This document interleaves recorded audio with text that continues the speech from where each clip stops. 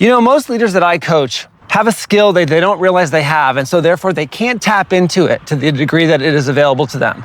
And it definitely slows down progress in their companies and in their lives. And that skill is to give and receive messages. So what do I mean by a message? A message is like a packet of information, knowledge, wisdom, insight that you really need.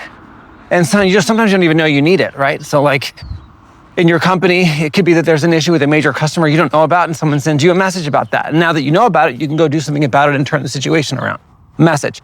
Something's going on with one of your kids at school you don't know about and someone gets you a message about it and now you can do something about that, right? Sometimes the message is of a more emotional nature, like someone really appreciates you as a leader, as a mother, as a father. Sometimes someone's life is a message. You just get inspired by watching the way someone lives their life, by the way some athlete competes. Their performance is a message for you. It reminds you of something. Or you listen to a song you've heard 1,000 times and you hear something in the lyrics of that song you've never heard before because of what's going on with you right then. That song is a message, right? So every leader I coach has this incredible ability to tap into messages, but they don't know that they're doing it.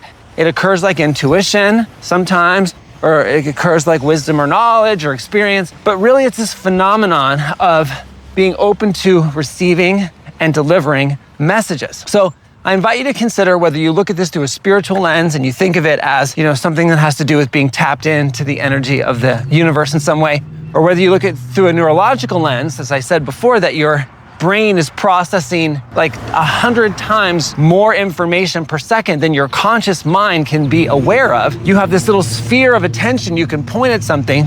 When you begin to get interested in pointing that sphere of attention intentionally at this world of messages and what is it that's needed in this meeting? What is it that I need to learn today? What is it that I need to share with this person, etc. Consider that will become more available to you to tap into. So if you're a leader of a company, this is one of the most incredible things that you can provide. It brings clarity into meetings. It brings focus.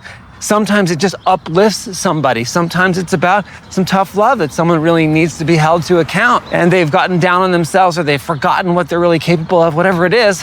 But you can be the messenger. Your life can be the message. And by the way, you can also receive those messages from anywhere when you put your attention on that. So I'm inviting you, if you're a leader, to do this. Try this on. Open yourself up to messages, to being a messenger, to being a message. See what you discover, because your companies will explode to the extent to which you are available for this. All right, thank you for listening. Have a great day.